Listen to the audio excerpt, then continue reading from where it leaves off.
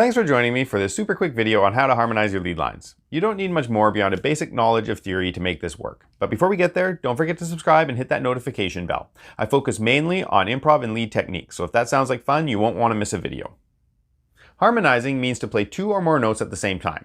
When it comes to leads, the effect is more pleasing and attention grabbing when two guitars are playing single note lines at the same time, as opposed to one guitar playing two or three notes at the same time. So as I mentioned, you only need a very basic grasp of theory in order to do this. All you really need to be able to do is figure out what notes belong in the key that you're working in. So even if you have a chart on the wall or your favorite book that tells you this information that you can grab it easy, good enough, you can start. So to keep this really easy, we're going to work in the key of C, C major, no sharps or flats. And you just want to lay it out along a string so that you can really see those notes and internalize it. So we're going to start on C on the A string and go up an octave to C. C, D, E, F, G, A, B, C. Okay, now once you have the notes figured out that belong in that key, you're set. All you have to really do is decide what interval do you want to harmonize with. There are some very common choices. Harmonized lines mainly focus on chord tones, quite often.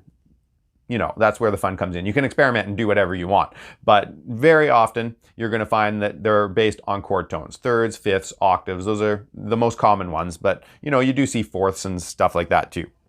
But let's start with thirds, very easy to understand. If you're going to start with thirds, you just count up 3 from the scale. So if we had a C note and we wanted to harmonize that with its third, C, D, E. Oh, okay, can play a C. The second guitar can play an E. So the first guitar plays a C, the second guitar plays an E. And then if we're just going to go up the scale, we can just continue that concept. So the first guitar will play a D, D, E, F. The second guitar plays an F. So now we would have this. And you would just keep going up the scale with that concept. So basically you would have one guitar starting on C and going up the scale. The second guitar would start on E and go up the scale. And then you would end up with a harmonized line that would sound like this if two guitars were playing it.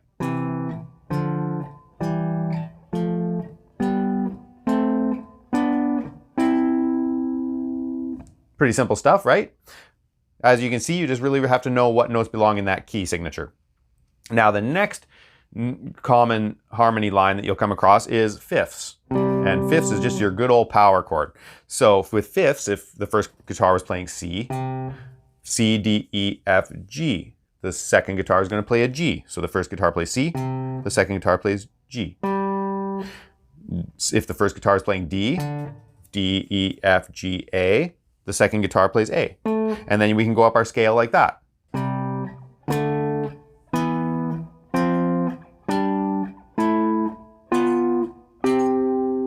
Notice how they're all perfect fifths. Everything was a power chord except for that 7th degree of the scale. When the first guitar plays B, the second guitar has to play an F, because a perfect fifth would be an F sharp, but that doesn't belong in our key of C. You'd be falling out of key, and if you played that against a diatonic chord, then it's probably going to sound a little bit off. So make sure that you stay in key. That's why that's really important.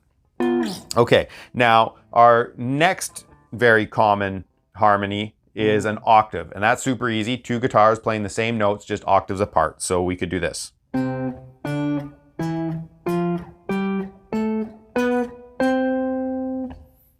If you're with me this far, we can now apply this in real life to a real lick. Let's create a lick and harmonize it in thirds and fifths so that you see how this is going to work.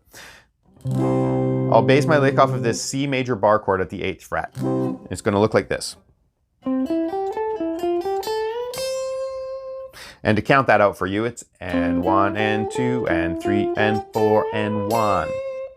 Now let's harmonize this lick in thirds to begin with. So our first note is C, and we just go C, D, E. And we can play E. So moving, guitar 1 could play down here in our original position with our original lick, and guitar 2 could move up a little bit so that he can play the third of every note. C and E. Our next note is E, so E, F, G. So then play a G for our next note. Our next note is G, G, A, B. And then, okay, so those are our first 3 notes. And following that concept, we'll just arrive at our thirds lick. And so our thirds lick would sound like this. and 1 and 2 and 3 and 4 and 1. And we're ending on our E, just like our first lick ended on our C. So we maintained our thirds apart the whole way through. Let's see how those sound together.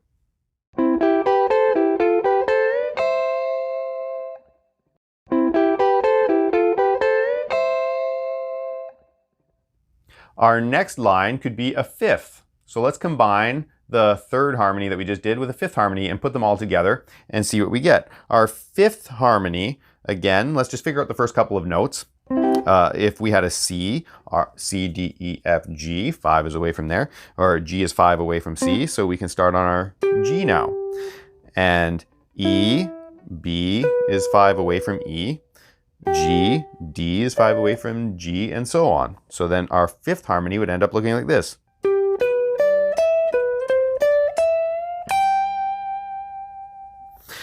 Now, an interesting thing about the fifth harmony is notice that when I bend, I only can bend a half step because the other harmonies, or the main melody and the first harmony guitar, were bending a full step.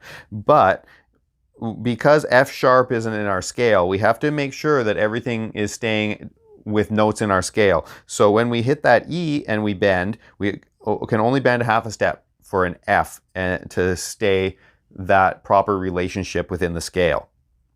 So let's combine all three of these harmonies and see how they sound together.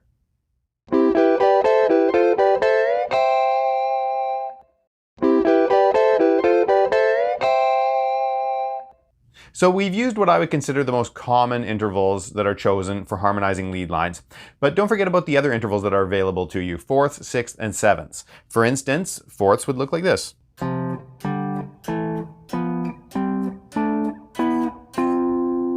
And sixths would look like this.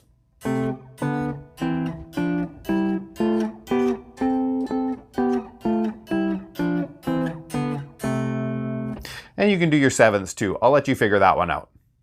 To leave you with a real-life example out of a famous song that you know, Metallica's Master of Puppets has a great harmonized lead line that displays all of these concepts that we're talking about. That first solo in the song is sandwiched between a harmonized lead line that sounds like this.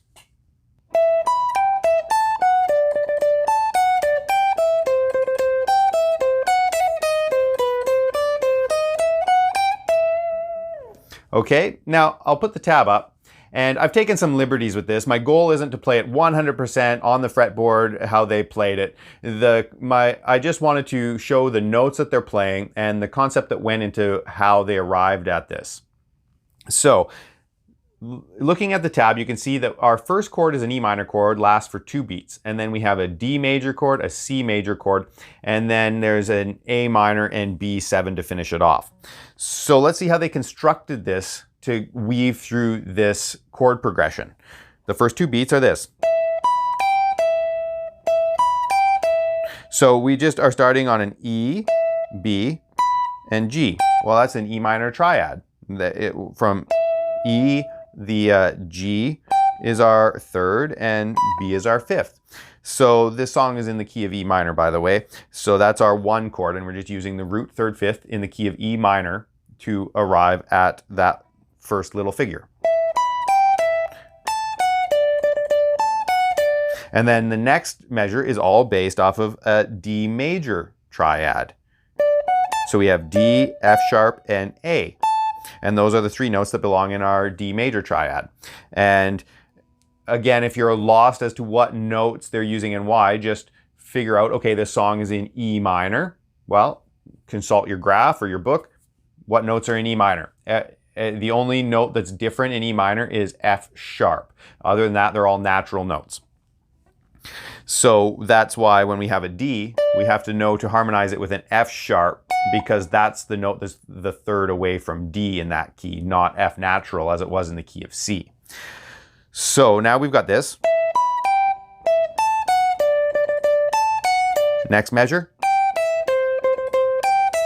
And all they did was move that figure down from D to C. So all we're doing so far is just playing triads. We've got an E minor triad, D major triad, C major triad.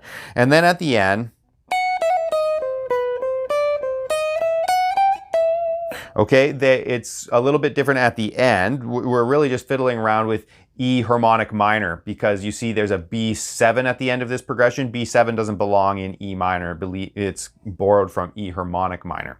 So that means that we have a D sharp now that we can fiddle around with in that chord, which is exactly what they do. They throw this into E harmonic minor to match that B7 chord. But this is interesting. They have a B natural in there as well. That B, or a D natural, sorry. They have that D natural in there as well. So they're playing around with D sharp and D natural.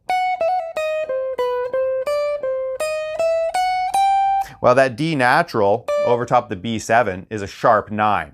So this is a nice little bit of theory for if you're advanced enough. If you're still just getting the hang of this theory stuff, then forget this and just have fun playing the riff and take away what you can from it. But if you're a little bit more advanced, that D note is actually a sharp 9. So at that point in time, your ear would be hearing a B7 sharp 9, which is pretty cool. It's something that you can fiddle around with in your own playing.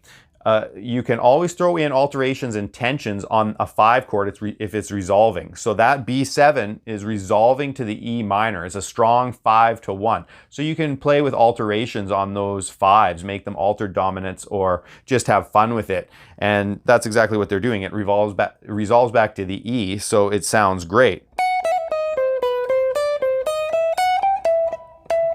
Right? And away you go.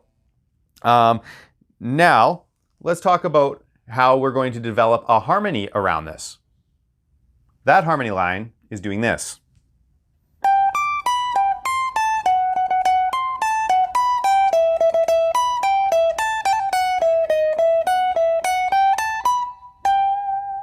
Okay? And now this is very easy. If you understand that first harmony line, all that we're doing is playing triads again, but it's an inversion. So that first guitar starts with the root, which means our second guitar is going to start with a third.